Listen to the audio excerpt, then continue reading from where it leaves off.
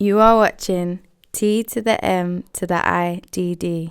What is going on, ladies and gentlemen? T to the M to the IDD here with another video, and this time I am bringing an entirely new series to my channel. This series is called VIP, and that stands for Virtually Inspired Photo Shoot. Now, the reason behind this particular series is just to encourage collaboration amongst all creatives that are in this YouTube space, since I don't think that we collaborate enough. So if you are watching this and you are a creative in this YouTube space and would like to collaborate and join me in on this series, don't hesitate to contact me and let the collaborations begin. Now, the first person that is going to be featured in this series is Flowshop, also known as Joseph, and he hails from Accra, Ghana. So with this virtually inspired photo shoot, the backing to this, you look at the person's YouTube, you look at their work, look at their portfolio, and you pull several different things from there where you feel inspired.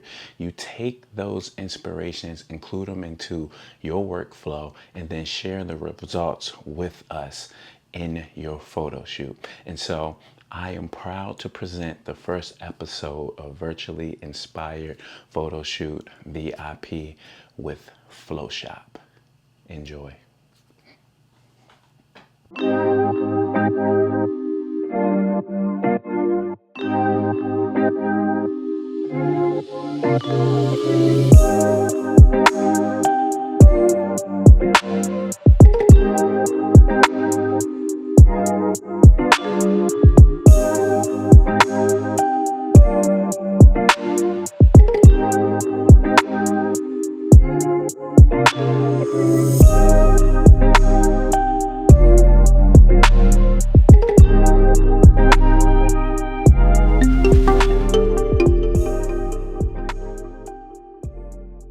Hey guys, and welcome back to the channel. My name is Joseph. I'm really excited about today's video because I get to collaborate with my friend TMIDD. If you don't know him, check him out. I'm going to put his link down below.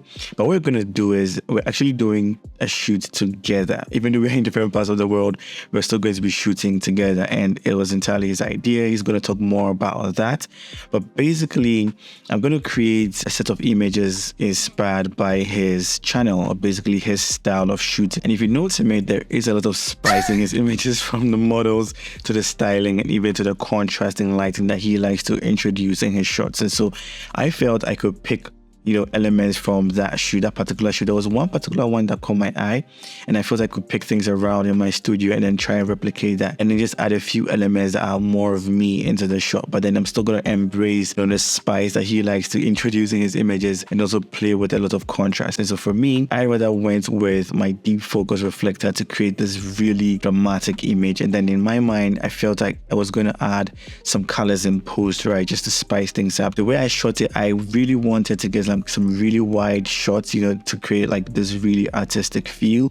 And then I also wanted to create, some dramatic, shapes and character with her posing and the structure that I was getting. But towards the end, I switched things up and then I went for a 2-light setup. So I'm actually gonna, let you guys start watching the video, but stay through to the end because you will see the second lighting setup that I created with 2 lights, and then just trying to play with the silhouettes of the subject and adding fabric, just to add texture to the shots. So I feel you're really going to enjoy that section. But then again, Timmy is also going to be doing the same thing. So he's going to go onto my channel, my Instagram, figure out the kind of things that I like to implement or include into my photo shoots, and then just try and build off of that. And so links to all those videos are going to be down below. I hope you enjoy this collaboration. This is going to be the first of many.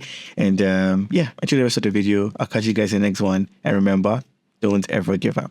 So what we're doing is a very simple 1-light setup. And let me just walk you through it. We have my flash point, or Godox AD600BM. I'm modifying that with my 35-degree deep focus reflector. And in there, I added a grid. If I can just show you that. So there's a grid in there. And what it's supposed to do is help me focus the light exactly where Chris is, so that we have a glow, hitting the backdrop and just hair. Everywhere else around is going to go dark. If I also go a little bit off to the side, you guys can see that she's not too far off from the backdrop. So we know that we're going to cast some of the light coming from our main strobe onto the backdrop, and that's going to help create the drama in the lighting that we want. It took me a while to figure out the placement, so I'm sure if you want to recreate it, you also have to experiment to, see what's going to work for you. Then I added, this fabric onto the box that we made her sit on just to create some texture and add more drama. And for the styling, I just gave her this fishnet that we repurposed into a top, added some flowers because why not? And I'm shooting with my Canon R5 and Sigma 24-70 art lens. So this pretty much is what we're doing today. Chris, are you ready? Yeah. I'm just going to start working with Chris. Yeah, I like that. So because of how the light is positioned, right, I would want you to, whatever you do, just lift your chin a little bit so we have very nice light on your face. Yeah, that's nice. What you're doing, keep it, but move to the edge of the box. Yes, that's it. Perfect. Yes. Don't put too much pressure on that hand. You can bring it out. Bring it, yeah, that's nice. Love. Yeah, that's it.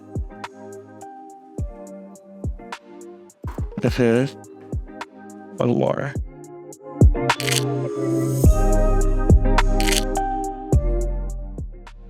Okay, so bring your face, look, yeah, too much, right there.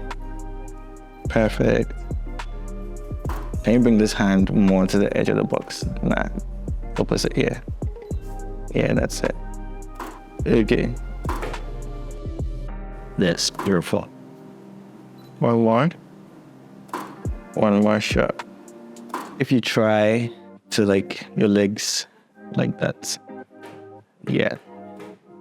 And then you can have okay. I'm gonna shoot some in landscape so we have more real estate to play with. And I'm just gonna go wider.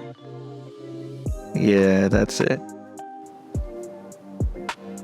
Yeah, that's nice. Beautiful.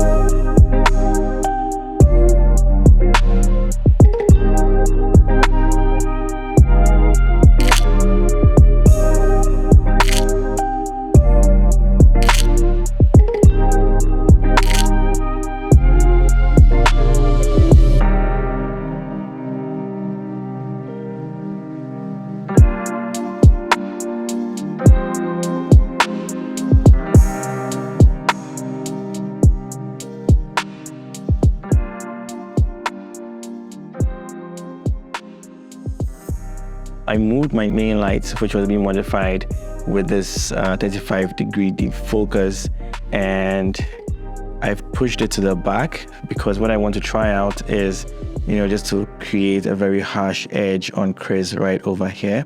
And because, the area that is facing us is going to go into shadow, I just decided to add this Flashpoint 400, and I'm adding these red gels in there so that the shadows would have some color to it and just creates a mood in the images. I also draped more of the red fabric on the floor to add texture. We're going to take these and then see what we get with this new lighting setup.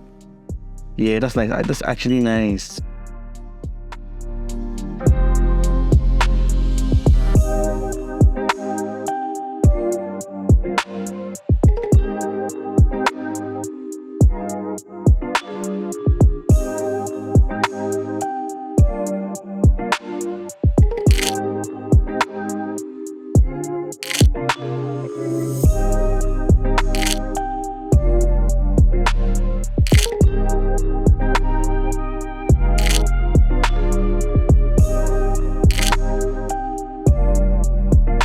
Alright, I just want to do a quick demo for you guys to see the process that the image went through from Capture One to Photoshop. So this is one of the final images I love so much. I don't know, for some reason I just play with black and white and it worked, and that is why I have the black and white versions and I feel I'm more drawn towards those. So this was the image that I started off with. I really liked the red in the beginning when I was capturing the images, but that's a good thing with gels. When you're shooting with gels, you always have flexibility to change the colors in post, and I felt that the colors were a little bit strong. So let's just go go into Photoshop and then see what we did. So after I crop the image down inside Capture One to get the 4:5 ratio that I always like, this is the raw impulse that came straight into Photoshop. So after here, what I did was I just brightened the reds a little bit and the general mood of the image so I can see a little bit of information in the midtones. And then I added a bit of light onto her face, because you can see that before that her face a little bit dull because the light was not really positioned to light her face so much. It was more of her chest area, so we don't have a very bright harsh light on her face. This curve just brightens the face and then brings the illumination to match the upper torso of my subject. Afterwards, I did a bit of skin healing, just to remove some of the blemishes as you can see on her face. And then I run my frequency separation actions. So we don't have my workflow actions. This is how it looks like. It has a ton of actions in there, over 20 of them. You can choose the individual actions, and then you can also choose the one that is going to create all the layers that you need for retouching. Then the next thing I did was just create a curves that also further brightens and saturates the red even more. And then now I changed the color into a more muted tone. I felt like the red was really strong. It was really in your face, but this just gave it a cute feel that I loved so much.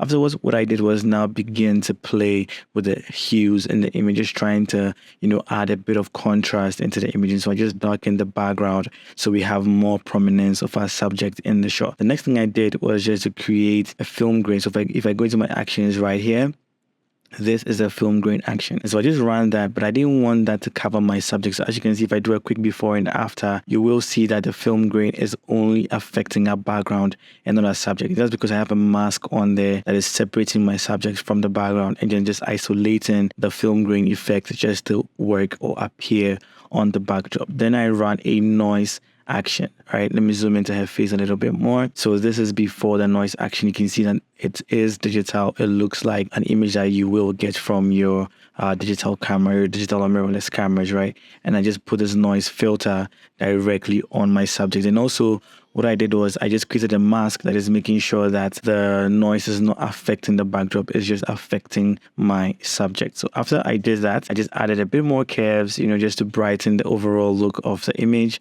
just like that. All right, you can see before and after. This just brightens it a little bit, and this was going to be the final tone that I was going to go for. So I didn't want that red anymore. I just wanted a very cute looking color, just so it's not as strong and saturated as the red, right? Then also I just desaturated it by pulling down the vibrance and saturation, and then it also gave me this black and white feel that I absolutely love. So thank you so much, Timid, for letting us jump on this collaboration. I hope we can do more collaborations in the future. I can't wait to see what we're able to create together. If you want my actions, if you want my presets, if you want anything that I'm selling, my digital store is available. The link is down below. And so when you head over to my website, I'm sure you will find a product that suits your needs. Just go on there, check it, cop something to support your boy. I'll catch you guys in the next video. And remember, don't ever give up. What is going on, guys? You just tuned in to T to the M to the IDD. And if you enjoy this content, make sure you subscribe to the channel. And if you really enjoy the content, check out some more of the video that you see right here. Oh yeah, and hit that like button for me.